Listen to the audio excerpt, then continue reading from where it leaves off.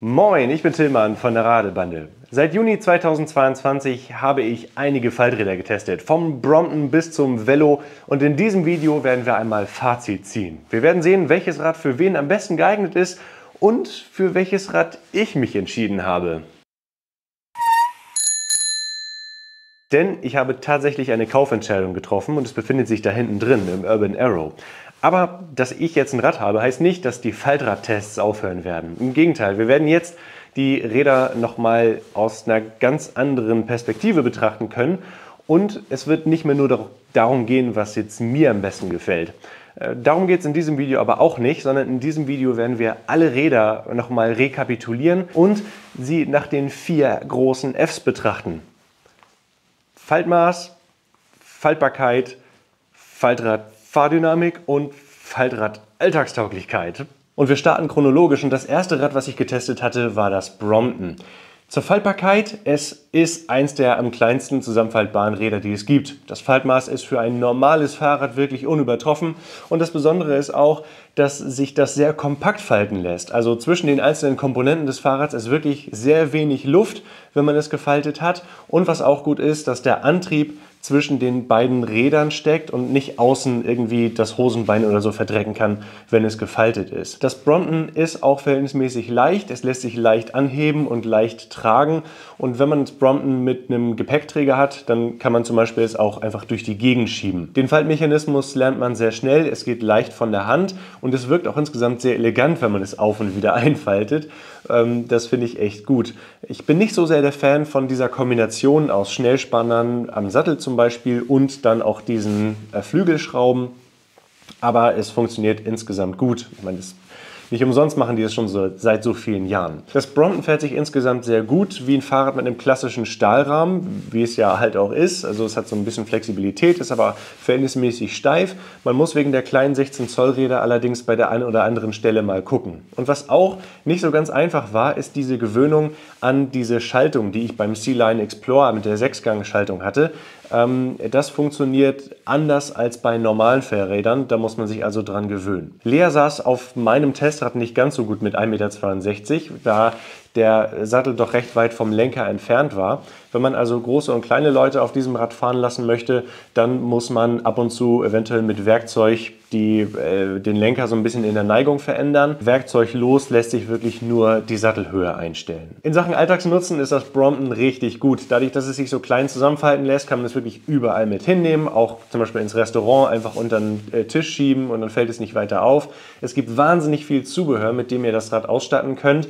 Und ihr könnt auch allerlei Taschen etc. Dran bauen, die es auch von Drittanbietern gibt. Und dadurch, dass es auch so ein Kultrad gibt, gibt es auch viele verschiedene Möglichkeiten, wie ihr das individualisieren könnt. Die Möglichkeiten sind da wirklich riesengroß. Für wen ist das jetzt am besten geeignet? Ich würde sagen, wenn ihr wirklich täglich mit dem Rad in der Bahn fahren wollt, wenn ihr wenig Platz habt, um es irgendwo abzustellen, und wenn ihr auch einfach ein kultiges Fahrrad fahren wollt. Was denn? Diese hier? Ach, die habe ich gar nicht gemerkt. Keiner der Hersteller weiß, welches Rad ich gekauft habe, und keiner der Hersteller unterstützt dieses Video. Dieses Video hat allerdings einen Sponsor, und zwar Shokz. Denn es gibt Zeiten für ein immersives Sounderlebnis und es gibt Zeiten, wo du einfach Musik hören möchtest und trotzdem alles mitbekommen musst. Lea und ich tragen seit einigen Wochen Shokz Open Pro Kopfhörer. Nicht nur dann, wenn wir Fahrrad fahren oder zu Fuß unterwegs sind, sondern immer öfter auch einfach so. Einfach weil die sich unglaublich bequem tragen lassen. Das ist wie so eine Brille, die man einfach irgendwann nicht mehr merkt. Und das liegt an diesem Titanbügel, der hinter dem Ohr entlang läuft und wirklich gleichzeitig auch für einen ultra festen Sitz sorgt. Das Besondere an den Open Pro ist, wie der Name schon sagt, dass das Ohr immer frei bleibt. Dadurch kommen sämtliche Umgebungsgeräusche ungefiltert an dein Ohr und werden nicht künstlich verstärkt oder künstlich unterdrückt.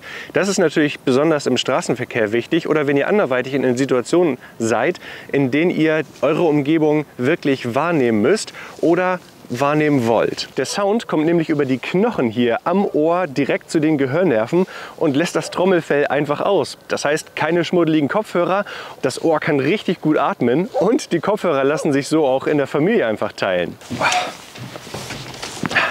Die Open Pro sind natürlich auch für Schmuddelwetter geeignet. Du kannst damit ganz einfach telefonieren und sie haben eine lange Akkulaufzeit. Und wenn der Akku doch mal leer sein sollte, reichen ein paar Minuten, um sie aufzuladen. Also wir können euch die echt wärmstens empfehlen. Es gibt sie in verschiedenen Farben und in 2 verschiedenen Größen, je nachdem, was für eine Kopfgröße du hast. Und wenn jetzt euer Interesse geweckt ist an den Shokz Open Pro, dann guckt doch mal in den Link unten in der Videobeschreibung. Vielen Dank an Shokz für die Unterstützung der Radelbande. Na, habt ihr den Hinweis auf mein Rad entdeckt? Jetzt geht's weiter mit dem Birdie. Das habe ich nämlich als nächstes getestet. Das Birdie hat ein verhältnismäßig kleines Faltmaß, hat allerdings schon so das ein oder andere herausstehende Teil, wenn es gefaltet ist. Was allerdings der Haupteinflussfaktor für das Faltmaß ist, ist der Rahmen an sich, der ohne ein einziges Scharnier auskommt, sondern die Knickpunkte sind gleichzeitig auch die Federungspunkte. Und das ist ein, finde ich, interessantes Konzept, sorgt aber dafür natürlich, dass der Rahmen oder dass das Faltmaß verhältnismäßig lang ist. Die Raumausnutzung ist auch nicht ganz so gut wie beim Brompton, also ist nicht ganz so dicht gepackt, aber dafür ist es auch beim Birdie so, dass der Antrieb sich auf der Innenseite zwischen den Rädern befindet. Wenn das Birdie abgestellt ist, ist mir aufgefallen, dass man es nicht einfach so schieben kann, sondern wenn es steht, dann gibt es schon so ein paar Punkte, die am Boden kratzen. Was ein bisschen unangenehm ist, da muss man immer ein bisschen aufpassen, wo man das abstellt. Das Falten geht auch wahnsinnig schnell und ist ein sehr konsistentes Erlebnis, weil es alles mit irgendwelchen Hebeln gelöst ist und man dann einfach Hebel lösen, klappen, Hebel wieder zumachen und fertig. Unter der Fahrt ist das Birdie wirklich super komfortabel, auch Kopfsteinpflaster schreckt es nicht. Die 18 Zoll Räder sind aber auch hier noch verhältnismäßig klein. Also so richtig tiefe Kuhlen oder hohe Kannsteine muss man dann so ein bisschen aufpassen. Die Sitzposition war bei meinem Rad jetzt so, dass die super für mich war mit 1,96 m, für Lea nicht so gut, weil der Sportvorbau dort eingebaut war. Der lässt sich in der Höhe verstellen, auch werkzeuglos, allerdings nicht in der Weite. Also wenn ihr kleiner seid, dann ist, glaube ich, der Komfortvorbau auch ganz gut, auch dann, wenn verschieden große Leute damit fahren sollen. Wo man beim Birdie aufpassen muss, ist das Schaltwerk. Das hängt verhältnismäßig tief durch die kleinen Räder. Da muss man bei wenig Luftdruck aufpassen oder wenn man irgendwelche Kannsteine hochfährt oder runterfährt oder allgemein irgendwelche Kanten fährt.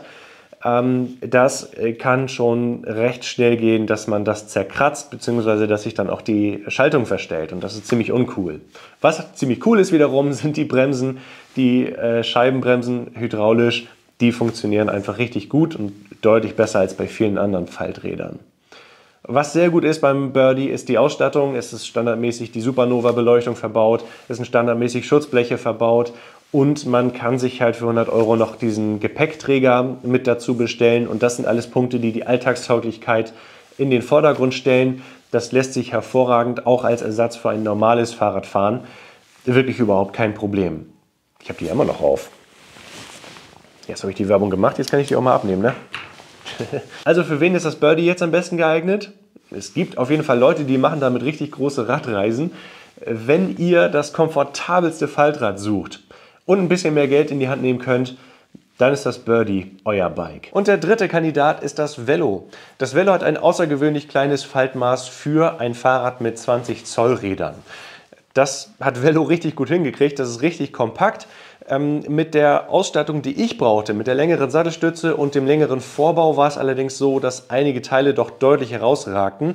Wenn ihr kleiner seid und diese Teile nicht benötigt, dann habt ihr aber ein richtig kleines, kompaktes Faltmaß. Beim Velo ist es so, dass es allerdings sich nicht so fest alles anfühlt. Also die Lenkerteile, die bamseln so ein bisschen hin und her. Und da sind so Kleinigkeiten, das Rad, wenn man es so ein bisschen schüttelt, dann klappert es so ein bisschen. Es liegt auch an den Schutzblechen, die halt für diesen Faltmechanismus extra entwickelt wurden. Und was beim Velo auch der Fall ist, dass im gefalteten Zustand der Antrieb eben außen ist. Was jetzt allerdings bei meinem Modell mit dem Riemen und der Alfine nicht ganz so relevant war. Der Faltmechanismus an sich ist... den muss man so ein bisschen lernen. Um das Hinterrad einzuklappen, muss man einfach nur das Hinterrad mit Magneten lösen. Da muss man ein bisschen was drehen, hier ein bisschen was ziehen, da ein bisschen was lösen. Also es ist nicht ganz so konsistent und ich habe das Gefühl, dass es nicht ganz so ein Flow ist, wie zum Beispiel beim Brompton oder auch beim Birdie. Wo das Velo dann seinen Formfaktor so richtig ausspielen kann, ist während der Fahrt. Denn es fühlt sich wie ein deutlich größeres Fahrrad an, als es tatsächlich ist. Man kann sich richtig reinlegen, der Rahmen hat verwindet sich nicht, sondern der fühlt sich sehr steif an. Die Bremsen sind richtig klasse und es fühlt sich wie ein richtig großes Fahrrad an, auch dank des breiten Lenkers. Für Lea allerdings war das Testvelo, das ich hatte, wiederum nicht geeignet, dadurch, dass ich eben die lange Sattelstütze hatte und diesen langen, nach vorne geneigten Vorbau. Mit dem normalen kurzen Vorbau kam sie allerdings sehr gut klar. Der war für mich allerdings wieder ein bisschen zu niedrig. Beim Velo muss man auch aufpassen, dass man den Vorbau nicht zu weit rauszieht, denn wenn man den ganz nach oben zieht, dann wackelt es ein bisschen. Man muss es schon irgendwie so einen halben Zentimeter bis einen Zentimeter weiter reinschieben. Bei der Alltagstauglichkeit kann das Velo ebenfalls scheinen. Es nutzt den gleichen Aufnahmeblock wie zum Beispiel beim Brompton. Das heißt, vieles von dem Brompton-Zubehör ließe sich auch fürs Velo verwenden. Es gibt allerdings auch eine eigene Tasche, einen eigenen Frontgepäckträger, es gibt einen eigenen Heckgepäckträger, sodass man alle möglichen Packtaschen mit transportieren kann. Was man allerdings auch sagen muss, in der Grundausstattung ist das Velo verhältnismäßig karg. Es gibt keinen Ständer, keine Schutzbleche, kein STVZO-Licht, sondern das muss man sich alles dann noch dazu konfigurieren, wenn man das denn braucht. Also für wen ist das Velo am besten geeignet? Es ist dann für dich das richtige Rad, wenn du eins suchst, das am ehesten wie ein normales Fahrrad fährt und du bei der Fahrbarkeit keine Kompromisse eingehen möchtest. Und es ist auch dann zum Beispiel geeignet, wenn du etwas Besonderes suchst, wie zum Beispiel Titan. Und das nächste Faltrad, was ich getestet habe, war das Quiggle. Und oh boy, das ist ein besonderes Erlebnis. Vom Faltmaß ist das Quiggle wirklich super klein. Etwa so groß wie ein Handgepäckskoffer und damit kleiner als alles andere, was man noch als halbwegs normales Fahrrad bezeichnen könnte. Es passt wirklich überall rein, wo man auch einen Handgepäckskoffer reinbekommt. Das Faltmaß ist wirklich super kompakt. Es findet alles so seinen Platz. Es wird kaum Platz verschenkt. Was man allerdings auch sagen muss, ist, dass der Antrieb außen ist. Und das Quiggle ist wirklich so klein und so kompakt gestaltet, dass auch der Faltmechanismus zwar schon intuitiv funktioniert und auch stringent funktioniert, man allerdings beim Falten immer so ein bisschen gucken muss, okay, wo ist das Fahrrad? Also es gibt keinen so richtigen Fixpunkt, wo man das Rad festhalten kann und dann sagen kann, okay, so kann ich es halten und dann fällt es auf jeden Fall in diese Richtung. Ich habe es zumindest nicht so richtig hinbekommen. Da muss man so ein bisschen aufpassen, dass man sich nicht auch jedes Mal die Finger dreckig macht, wenn man das Quiggle ein- und ausfaltet. Die Fahrbarkeit, das muss man mit dem Quiggle neu lernen. Es fährt sich anders als jedes andere Fahrrad. Es ist eher ein Stehen und dann die Hüfte bewegen, wie ich das auch in dem ersten Video zu diesem Fahrrad gesagt habe. Man muss sich daran gewöhnen, allerdings wenn man sich daran gewöhnt hat und dafür braucht man so ein paar Kilometer, um das wirklich zu perfektionieren, dann fährt sich das richtig gut. Aber auch wenn man es drauf hat, mit dem Quiggle wirklich flüssig zu fahren, muss man doch auf Bodenwellen aufpassen. Man muss aufpassen, dass man nicht durch zu tiefe Pfützen fährt. Zum Beispiel Kannsteine sind mit dem Quiggle so ein bisschen schwierig. Also man muss ständig Ausschau halten, man muss die Straße so ein bisschen scannen. Was beim Quiggle auch nicht so einfach geht, ist, dass man es einfach mal irgendjemand anders zum Fahren gibt. Dadurch, dass das Quiggle von der Sattelhöhe auf deine Höhe eingestellt ist und man das eben wirklich lernen muss, damit zu fahren, ist das wirklich nicht ganz einfach. Man kann den Sattel zwar verhältnismäßig einfach auch verstellen und auch der Lenker lässt sich in der Höhe verstellen, aber es ist halt nicht draufsetzen und losfahren. Aber von der Effizienz dieses Fahrrads und auch von der Tourentauglichkeit hat mir das echt gut gefallen. Wenn man auch die Strecken so ein bisschen kennt, die man fährt, dann ist das Quiggle wirklich klasse. Und es gibt eine große und immer weiter wachsende Fangemeinde für dieses winzige kleine Faltrad. Von der Alltagstauglichkeit ist es auch ganz spannend. Es ist mit der kompletten STVZO-Ausstattung wird es ausgeliefert. Es sind Schutzbleche dabei. Es lassen sich auch Packtaschen ganz einfach vorne einfach dranhängen an diese kleine Halterung. Und ja auch diese Möglichkeit, einen Rollkoffer hinter sich herzuziehen. Das sind wirklich witzige Ideen, um das Quiggle so alltagstauglich wie möglich zu machen. Und durch das winzige Faltmaß kann man es natürlich wirklich überall mit hinnehmen. Also für wen ist das Quiggle jetzt geeignet? Es ist dann für dich geeignet, wenn du gerne über dein Fahrrad sprichst, weil man wird echt oft darauf angesprochen, einmal, dadurch, dass man viel höher ist als alle anderen Radfahrenden, wird man deutlich besser gesehen, man hat einen richtig guten Überblick über alles und man wird sehr häufig darauf angesprochen. Allerdings, wenn du wirklich das kleinste Faltrad suchst, wenn du wirklich wenig Platz hast Und wenn du auch ein schönes Stück Technik haben möchtest, in Deutschland produziert, in Deutschland gefertigt, mit einigen spannenden Eigenentwicklungen, dann solltest du mal das Quiggle genauer angucken. Der nächste Kandidat war das Betwin Fold Lite 1 Second. Und das hat 16 Zoll Räder, ist damit schon von Haus aus verhältnismäßig klein, kann aber sich nicht ganz so klein zusammenfalten lassen, wie das zum Beispiel beim Brompton der Fall ist, weil durch diesen Oldschool-Faltmechanismus oder Klappmechanismus schon so ein bisschen Platz verschenkt wird. Aber durch diese einarmige Aufnahme der Räder ist das wirklich schon außergewöhnlich klein für so ein klassisches Klapprad.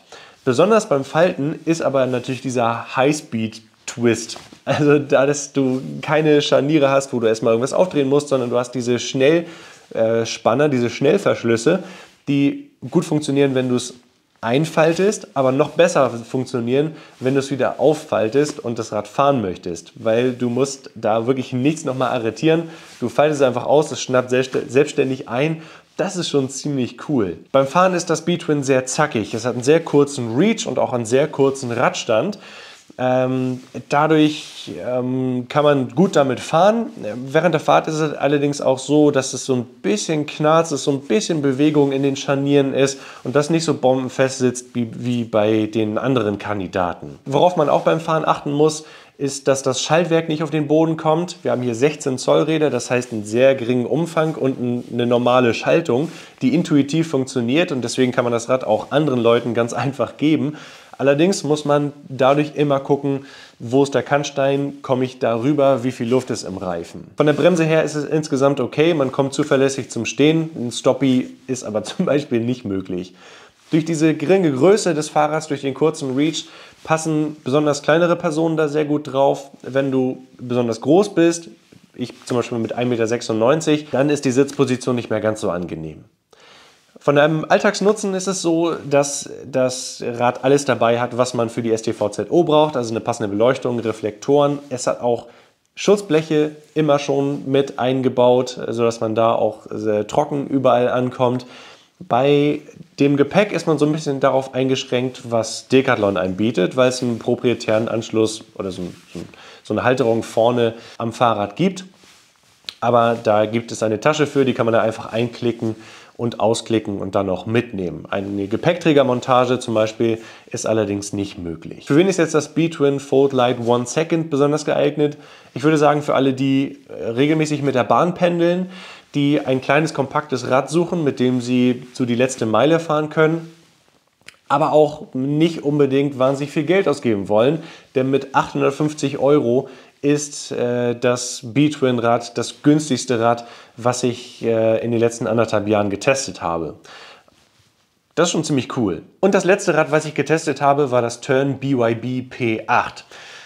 Das hat 20 Zoll Räder und hat deswegen von Haus aus schon mal ein größeres Faltmaß, war aber insgesamt auch das Rad mit dem größten Faltmaß, das ich getestet habe. Es fühlt sich insgesamt aber auch nicht so groß an, weil es doch sehr kompakt aufgebaut ist und auch hier wiederum zum Beispiel der Antrieb auf der Innenseite zwischen den Rädern versteckt ist, wenn das Rad gefaltet ist. Das Rad ist insgesamt verhältnismäßig schwer, lässt sich aber trotzdem gut handeln, weil es eben verschiedene Möglichkeiten gibt, um damit irgendwie hin und her zu schieben und es sich auch sehr einfach tragen lässt. Der Faltmechanismus an sich, der hat bei dem Rad am längsten gedauert, bis ich den einigermaßen flüssig hinbekommen habe. Beim Einfalten funktioniert es ganz gut, wenn man das Rad hinlegt und dann so eine Bewegung macht, die hat man dann irgendwann drin. Beim wieder Ausfalten muss man allerdings immer hinten so zwischen die Räder greifen, um den Hebel zu betätigen. Das sorgt dafür, dass man doch regelmäßig dann schmuddelige Finger bekommt. Das ist nicht ganz so angenehm. Das kann allerdings das Tern BYB dann während der Fahrt wieder wettmachen, weil es fährt sich sehr angenehm. Es fährt sich nicht ganz so normales Fahrradmäßig wie das Velo zum Beispiel, aber es kommt dem schon sehr nahe. Die Sitzposition ist für mich gut und die war auch für Lea gut, dank dieses Tern Andros Vorbaus, den man in werkzeuglos in verschiedenen Dimensionen verstellen kann.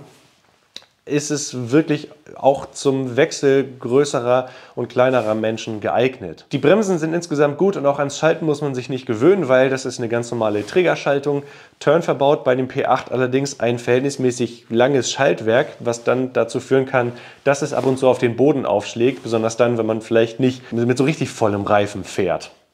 Von der Alltagstauglichkeit funktioniert das Turn richtig gut. Das P8 hat standardmäßig eine volle Beleuchtungsanlage, das hat Schutzbleche, das hat den Gepäckträger, der allerdings ein bisschen zu niedrig ist für meine Packtaschen.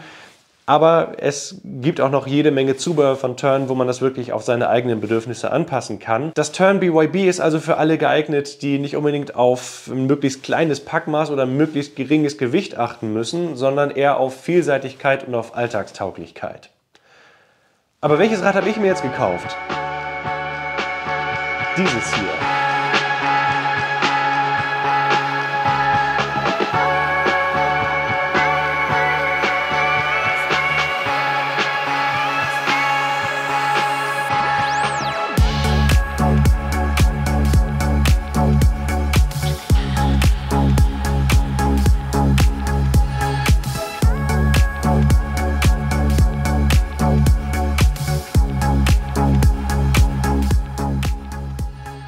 Das Turn BYB P8 ist für mich persönlich der beste Kompromiss aus Alltagsnutzen, aus Anpassbarkeit und auch aus Preis-Leistung.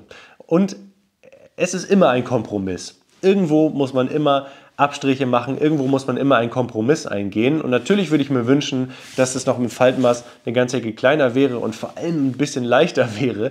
Aber die ganze Ausstattung, die dieses Rad hat, macht es eben auch ein bisschen schwerer. Ich brauche kein Rad, das sich innerhalb von 5 Sekunden zusammen und auseinanderfalten lässt. Ich brauche kein Rad, das ich jeden Tag irgendwie unter die Sitze in der Bahn stopfen kann, sondern ich brauche ein Rad, was ich ab und zu mal zusammen und auseinanderfalten muss, um es irgendwie ins Lastenrad zu bekommen oder um ab und zu mal damit mit der Bahn zu fahren. Und deswegen ist das Turn BYB mein Faltrad. Und dieser Punkt mit der Kettenschaltung und dem langen Schaltwerk, den wollen wir jetzt mal angehen im zweiten Video, das ich zur gleichen Zeit hochgeladen habe wie dieses Video. Und das könnt ihr jetzt am Ende dieses Videos mal hier sehen oder jetzt mal draufklicken, weil jetzt passiert hier in diesem Video eh nicht viel mehr. Aber jetzt bist du gefragt. Hättest du gedacht, dass ich das Turn BYB kaufe oder hättest du vermutet, dass es doch ein anderes Rad wird?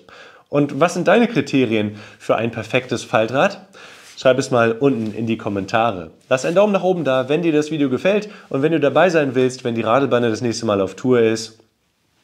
Dann abonniert den Kanal. Tschüss. Bis dann.